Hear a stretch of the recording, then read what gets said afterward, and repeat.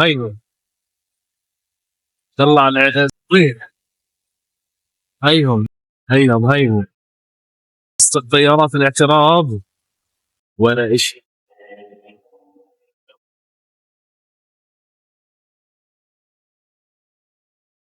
Hello. Ya, hija, tranquila, ya. Solo subo de ya.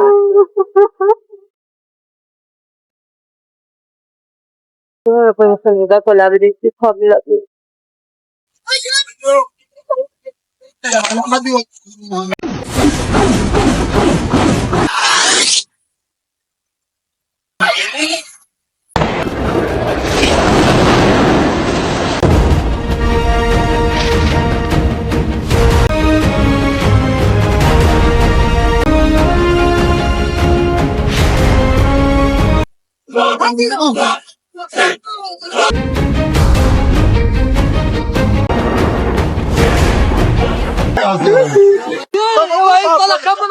روح هشام.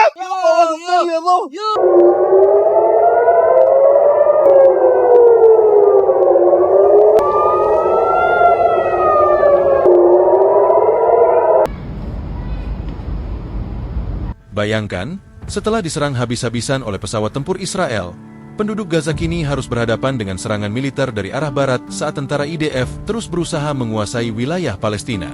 Kini, 70% dari Gaza telah dikuasai oleh pasukan Israel, yang berarti tidak ada lagi tempat aman untuk mereka. Banyak tentara Israel yang bergerak di darat juga menyerang warga sipil. Ini menunjukkan bahwa negara tersebut berupaya untuk menguasai seluruh wilayah Gaza. Situasi ini mengingatkan warga Palestina pada peristiwa Enakibeh ketika mereka diusir dari tanah mereka sendiri, seperti yang terjadi di masa lalu. Menyikapi keadaan ini, komunitas internasional tidak tinggal diam. Melalui jalur diplomasi, banyak negara berusaha melawan. Di sisi militer, Yaman terus melancarkan serangan terhadap Israel dengan risiko besar yang harus mereka hadapi.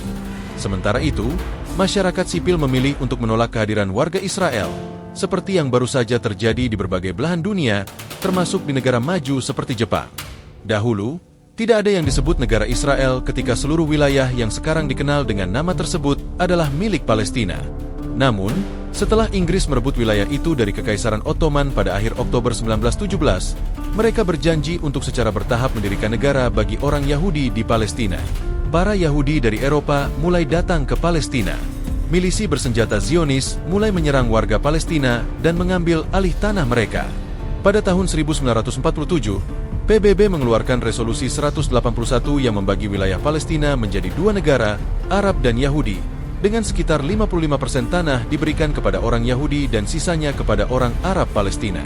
Ironisnya, meskipun telah memperoleh wilayah yang lebih besar, pada tahun 1948, menjelang pembentukan negara Israel, lebih dari 750.000 orang Palestina diusir dari tempat tinggal mereka oleh milisi Zionis. Peristiwa pengungsian massal ini dikenal sebagai Nakba. Pada saat tersebut, para warga Palestina tidak hanya diusir, tetapi juga menyaksikan kehancuran ratusan desa, penyitaan tanah, dan hilangnya identitas budaya serta sosial mereka. Kini, di tahun 2025, istilah Nakba kembali muncul. Israel bertekad untuk menguasai Gaza dan menjadikannya wilayah miliknya. Tindakan ini bahkan lebih brutal dibandingkan sebelumnya, karena Israel menggunakan bom-bom untuk menghancurkan Gaza sebelum akhirnya memblokade sepenuhnya area tersebut dan menolak semua bantuan yang hendak masuk. Akibatnya, penduduk Gaza seolah terkurung di tanah mereka tanpa adanya bantuan. Banyak anak-anak mengalami kelaparan, kekurangan air, dan menderita tanpa mendapatkan perawatan. Sementara para penduduk Gaza semakin tak berdaya, militer Israel mengepung daerah itu dengan puluhan ribu tentara. Saat ini, lebih dari 70% wilayah Gaza telah berada di bawah kendali mereka. Selanjutnya, lokasi untuk distribusi bantuan dibentuk oleh militer Israel di beberapa titik tertentu. Namun, tempat-tempat ini dianggap sebagai upaya untuk mempersempit ruang gerak masyarakat Gaza. Hal ini terlihat dari gambar satelit yang dirilis oleh BBC yang menunjukkan niat Israel untuk memusatkan sebagian besar penduduk Gaza dalam area yang sempit dan terkontrol. Ini secara jelas merupakan langkah sistematis Israel untuk sepenuhnya menguasai Gaza. Setelah lebih dari 53.000 jiwa hilang akibat genosida, kini mereka berusaha mengulang kembali peristiwa Nakba dengan mengusir penduduk Gaza dari tanah mereka. Dunia pun bereaksi. Rencana kolonialisme Israel di zaman sekarang tidak dapat diterima dan dampak besar harus mereka tanggung. Di Jepang, ketika Menteri Israel melakukan kunjungan resmi, Menteri Luar Negeri Israel disambut dengan kemarahan dari publik. Ratusan orang turun ke jalan meneriakan bahwa Israel adalah penjahat perang, sambil membawa spanduk dan poster yang mengecam tindakan Israel di Gaza. Sementara itu, di Korea Selatan, seorang duta besar Israel yang sedang menikmati makan malam di sebuah restoran tiba-tiba didatangi oleh pendukung Palestina. Mereka berteriak menghujat dan meminta duta besar tersebut untuk pergi dari tempat itu karena dianggap tidak layak berada di sana. Di Amerika Serikat, terjadi insiden di sebuah maskapai penerbangan.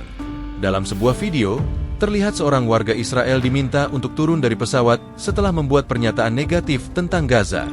Di sisi lain, di Athena, Yunani, demonstrasi tegas terhadap Israel terlihat jelas. Beberapa restoran menampilkan pamflet mencolok yang bertuliskan, "Semua tentara Israel adalah pelaku perang, penjajah, perampok. Kami tidak ingin Anda di sini." Hal yang serupa juga terjadi di Napoli, Italia, di mana sebuah keluarga Israel diusir dari sebuah restoran. Jelas, masyarakat sipil di seluruh dunia kini semakin sadar. Dari Jepang hingga Napoli, dari Seoul hingga Athena, dunia bersatu dalam satu suara menolak genosida di Gaza. Insiden-insiden ini bukan sekedar reaksi mendadak, melainkan mencerminkan kesadaran global yang terus berkembang bahwa tindakan Israel tidak bisa dibenarkan. Kini, warga Israel menjadi terasing. Media The Times of Israel bahkan memuat berita dengan judul yang menyatakan bahwa warga Israel semakin terisolasi. Banyak maskapai penerbangan di dunia kini menghentikan rute ke Israel. Serangan di kawasan juga membuat penerbangan dari negara-negara sekutu seperti Amerika, Jerman, hingga India menjadi ragu untuk terbang dan banyak yang memilih untuk menunda perjalanan mereka. Namun selain faktor keamanan, sejumlah maskapai juga menghentikan rute mereka sebagai wujud dukungan kepada Gaza. Dua maskapai dari Turki, Turkish Airlines dan Pegasus Airlines, telah menutup rute ke Israel dan melepaskan slot mereka di Bandara Ben Gurion. Virgin Atlantic dari Amerika Serikat juga secara permanen menutup rutenya dari London ke Tel Aviv. Air Malta pun menghentikan penerbangannya ke Israel setelah Perdana Menteri Malta, Robert Abela, menyatakan bahwa Israel bertanggung jawab atas kekejaman yang terjadi di Gaza. Selain itu, di Uni Emirat Arab, maskapai yang berpusat di Dubai telah menunda semua penerbangan ke dan dari Tel Aviv sejak perang dimulai. Saat ini, langit Gaza yang dulunya biru kini dipenuhi dengan asap dan puing-puing kehancuran. Peristiwa Nakbah 1948 seolah terulang kembali di hadapan mata dunia. Sekali lagi, dunia tidak seharusnya diam. Dari Jepang hingga Napoli, dari Seoul hingga Athena, suara penentangan terhadap Israel terdengar jelas. Demonstrasi besar-besaran menuntut pengusiran warga Israel dari restoran dan penutupan rute penerbangan oleh maskapai internasional seperti Turkish Airlines, Virgin Atlantic, Air Malta, dan maskapai dari Uni Emirat Arab menunjukkan bahwa dukungan global untuk Palestina semakin kuat. "Kami tidak akan diam menyaksikan genosida," teriak para demonstran di Jepang. Pernyataan itu mencerminkan kemarahan masyarakat dunia terhadap tindakan Israel. Warga Israel kini benar-benar terisolasi, seperti yang dipaparkan oleh The Times of Israel, dengan banyak maskapai internasional menghentikan layanan mereka ke negara itu. Beberapa dari mereka menghentikannya karena alasan keamanan, sementara yang lain sebagai bentuk solidaritas. Yaman, dengan segala risiko besar yang dihadapinya, juga tetap melawan melalui serangan militer.